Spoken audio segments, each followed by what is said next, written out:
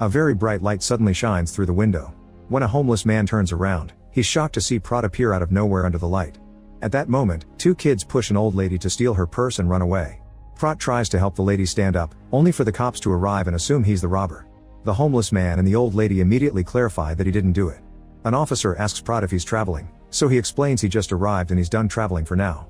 When she asks about his luggage and his ticket, Prat says he doesn't need luggage and he didn't arrive by train. Next, the cop asks him to remove his sunglasses, but he refuses because this planet is really bright. These strange answers cause the cops to arrest him. They also ask the homeless man which gate Prat came out of, so the guy tells them he didn't come from any gate. A month later at the Psychiatric Institute of Manhattan, Dr. Mark is having a therapy session with Ernie, a man who is terrified of going outside because of the deadly germs. Ernie doesn't take off his mask until Mark closes the window and keeps complaining about germs being everywhere, like the cafeteria food. Afterward, a new patient is transferred from another hospital. Mark goes to the lab and watches Prat for a second before the doctors fill him in. The cops sent Prat to the hospital under suspicion of hallucinogenic intoxication, but all his tests came out clean. There are no signs of illnesses or concussions either. He's been diagnosed with amnesia and delusions because he keeps claiming that he's come from another planet. The doctors have heavily medicated him, yet there's been no change in behavior, which shocks Mark. They found no ID on him and no missing person report matches his description, but they did find some papers with weird symbols in his pocket. Then Prat is taken to Mark's office and he comments on the expressions Mark uses to talk. He also takes a red apple from a bowl, saying it's his favorite. Prat knows everyone thinks he's crazy, but he swears he isn't. He does feel a bit homesick and claims his home is a planet named K-Pax, which is 1,000 light years away in the Lyra constellation. To come to Earth, he harnessed the energy of light and traveled many times that speed. When Mark asks why he looks human, Prat explains that he looks human here, but on K-Pax he looks like a K-Paxian. This isn't the first time he visits Earth, and he keeps coming because he's curious about planets that are still in early stages of evolution. Later in the common room, patient Howie asks Prat about his home planet. Prat shares some descriptions, like the 7 purple moons and the 2 suns. Meanwhile, Mark goes home to his wife Rachel and their daughters. However, he doesn't pay attention to anything Rachel says. The next day, Mark shares with his colleagues a recording of his chat with Prat. They learned he's been to 64 planets and that he arrived on Earth 4 years and 9 months ago. He also claims to be 337 years old. The doctors discuss a possible diagnosis, but they can't think of anything immune to the medicine Prat was given in the other hospital. Mark wonders if he truly is an alien, and the others laugh. During the next session, Prat eats a banana with the peel on. Mark asks about K-Paxian babies, so Prat explains that their reproduction process is very painful. He pauses their chat to write some things down in his notebook, since he's keeping a report of all the places he's visited. After the session, Prat returns to the common room and says hello to all the patients by name. Bess doesn't reply, and Ernie explains she doesn't talk to anybody because she's afraid smoke will come out of her mouth. She was brought to the institute as a child after she burned her house down, although Howie says it was an electrical fire. Meanwhile, Doris yells at the nurse and throws food at his face for asking her to come out, knowing she never leaves her room. Prat comes closer and notices her table is set for 2, so he asks if he can join. Doris calls him a gentleman and fixes her hair and makeup while confessing she's been waiting for someone for 11 years. In the lab, a doctor tells Mark about Prat's test results. He definitely has a sensitivity to white light and can detect ultraviolet rays, which humans can't do. During the next session, Mark turns off the lights and shuts the blinds, so Prat finally takes off his sunglasses. Mark asks him about his family, but Prat reveals that on his planet children are raised by everyone and there are no families. There is no marriage, no government, and no laws either. They don't punish people who do wrong things because an eye for an eye is seen as a stupid policy. During a family meeting, Mark talks to his brother-in-law Steve, who is an astronomer. He asks him for some difficult questions that he can use to challenge Prat's story. Sometime later, a nurse informs Mark that Howie hasn't moved from the window in hours. When Mark checks on him, Howie explains he's looking for the bluebird of happiness. He says that Prat told him to do so as the first of 3 tasks. If he completes them, he'll be cured. Mark then looks out the window and is shocked to see that Prat has managed to bring Ernie to the garden. He rushes outside and scolds Prat for interfering with the people's treatments, pointing out that Prat is a patient and he is the doctor. Prat wonders why Mark hasn't healed anyone then and hands them some papers with the answers to all the astronomy questions. When Steve receives all the answers, he's shocked to read them all since Prat knows things that a mere hobbyist with a telescope can't know. He calls Mark to tell him all this and Mark asks if any astrophysicists are missing, but Steve doesn't know of any. As days pass, Mark becomes obsessed with Prat's case and grows frustrated because there isn't any progress. He even works on the case at home and ignores his family. One evening, Mark decides to take Prat to the observatory and the scientists there ask him a bunch of questions. They want to see how he travels through light and Prat simply blinks, saying he left and already came back. The scientists don't take him seriously and ask more questions, so Prat uses their equipment to draw a map of various solar systems and adds some equations that solve a few astronomy problems that humans have been unable to explain. Everyone is in shock and they don't understand how he could know these things. In the institute, Howie finally sees the bluebird and yells in excitement. He starts gathering all the patients and employees, and soon a crowd is happily gathering around the window. When Mark checks on all the commotion, he's shocked to see that even Doris has come out to look at the bird. In the evening, Bess visits Pratt and says he's the bluebird. Sometime later, Sal asks Pratt to teach him how to light travel because he wants to leave. He worked as a doorman for an important hotel for 15 years, and one day he started to notice a horrible smell everywhere. They sent him to the institute and he's been here for the past 10 years. Pratt is the first person he meets who doesn't stink, so Sal thinks he may help him. When Pratt tells him stories about the nice smells on his planet, Sal says he wants to go, but Pratt clarifies that he can only take one person back with him. Soon Mark learns that almost every patient thinks they're going to K-Pax. Pratt assures him that he's told everyone he can only take one person and announces he's leaving on July 27th, at 5:51. He chose that date for safety reasons. That night, Mark is startled awake by a realization. Ignoring his family, he rushes to his office and checks the recording of Pratt's sessions. He said he arrived on Earth 4 years, 9 months, and 3 days ago. Mark does the math and confirms that July 27th will be the 5th year. That's why Pratt wants to leave on that date. He theorizes that a traumatizing event must have happened to him on that date. Rachel scolds him for working at this hour and leaves his office in a huff. On the 4th of July, Mark's family has another gathering and he invites Pratt to join them. Pratt immediately befriends the family dog, who never liked anyone before. He proceeds to translate what the dog is saying so the kids can start treating her better. During lunch, there's a special vegetarian dish just for him since he doesn't eat meat. Pratt has a great time, and by looking at some photographs, he learns that Mark has a son from his first marriage who doesn't talk to him anymore. He tells Rachel that there are no families on his planet and she thinks he's missing something very important. While Pratt helps one of the girls on the swing, the other kids turn on the sprinklers and the noise makes Pratt freeze. The girl tries to make him play too, but Pratt pulls her back, saying they shouldn't get in the water. As the men of the family run to hold Pratt down, Rachel takes her daughter away. A nurse gets a sedative ready, but Pratt finally calms down when they turn off the sprinklers.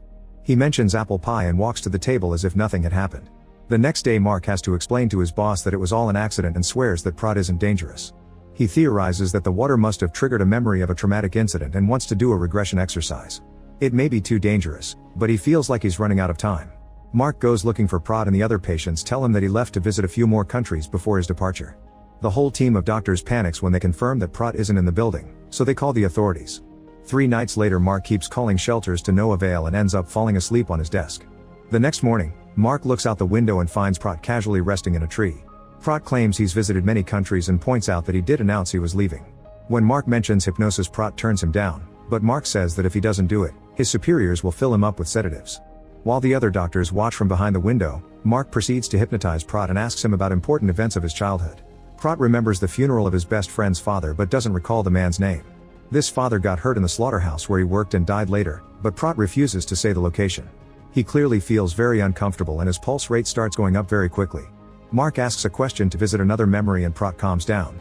He mentions that he and his best friend used to look at the stars together with his dad's telescope, and he still insists that he's an alien. His best friend isn't doing very well now, that's why Pratt came back. Seeing that his patient is starting to feel uncomfortable again, Mark decides to wake him up and Pratt doesn't realize that the hypnosis already happened. Afterward Mark asks his secretary to search for slaughterhouses in rural areas with clear night skies. Meanwhile the patients are arguing over who will get to leave with Pratt, so Howie comes up with an idea. They'll have to write an essay proving why they must be chosen, and Pratt agrees to read them all. Soon Pratt agrees to be hypnotized again. He thinks he's with his best friend in 1985 but refuses to say the other boy's name, so Mark decides to call him Pete. Back then, Pete was 17 and Pratt was 175. Pete had a pregnant girlfriend named Sarah and was panicking about his future. Pratt starts getting uncomfortable again, so Mark asks for a different memory. In 1991, Pratt came back to visit Pete, who was working at the slaughterhouse, and got married to Sarah. Sometime later Mark is called to check on Ernie in the infirmary because Howie tried to kill him in his sleep. Mark is worried but Ernie assures him he's fine, even saying it was wonderful. While Howie was choking him, Ernie stopped breathing, so Howie rushed him to the infirmary and brought him back to life. When Ernie woke up, he realized that dying isn't something you have control over, so it's a waste of life to be afraid of it. Now Ernie feels great and is ready to do riskier things like eating fish with bones. Next Mark checks on Howie, who guesses he's cured Ernie. He says that this was his second task from Pratt and he only needs one more to be cured too. The following day, Mark hypnotizes Pratt again and mentions the date July 27, 1996. Pratt says he's on K-Pax but he feels something is wrong with Pete, so he immediately travels to Earth. He finds Pete jumping into the river to self-delete because of something horrible that happened, but Pratt refuses to say what. His vitals start going crazy, yet Mark refuses to wake him up because he wants answers. Suddenly Pratt pushes Mark off and falls to his knees to have a huge breakdown. The nurses rush in to sedate him, but Mark stops them and carefully approaches Pratt to wake him up. Some things fell from Pratt's pockets during the incident, so Mark picks them up. On his way home, Mark realizes he still has Pratt's pencil in his pocket. Looking at it, he finds the number 505 and the word Salva. He rushes to a payphone to make some calls and confirms that 505 is the area code for New Mexico. After realizing that Salva stands for Salvation Army, he returns to the office to put this information together with his secretary's research. By searching for a place with a river, a slaughterhouse, and a Salvation Army, they find Guadalupe County. On the news for July 27, 1996, they read that a man named Robert Porter drowned. Mark immediately flies to Guadalupe County and asks the sheriff about the case. Robert had been smart and kind, and he lived outside of town with his wife and child. The sheriff takes Mark to Robert's old house and tells him what happened. A criminal broke into the house and took advantage of Robert's wife before killing both her and the daughter.